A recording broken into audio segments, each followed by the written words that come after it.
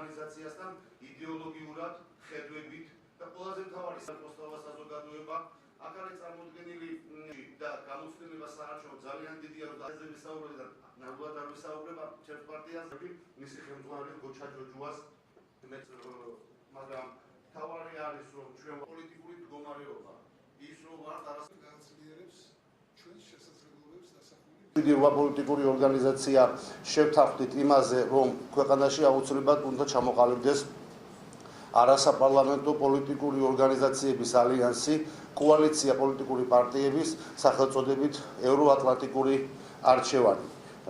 ჩვენი მიზანი არის ცოტა ძელვადიანი, ის არ არის კონცენტრირებული და ყურადღება გააკეთებული არ არის მხოლოდ ადგილობრივი თვითმმართველობის არჩევნებზე. ჩვენ გვაქვს მკვეთრად გამოხატული ღირებულებათა სისტემა და მკვეთრად გამოხატული ორიენტირი ალიანსის შემოვალ პოლიტიკურ ძალებს. ჩვენ სახელში ცალსახად ფიგურირებს რომ ჩვენ ვართ ევროატლანტიკური ინტეგრაციის მხარდაჭერები. ჯოჯუას მეთაურობით ვინ იყო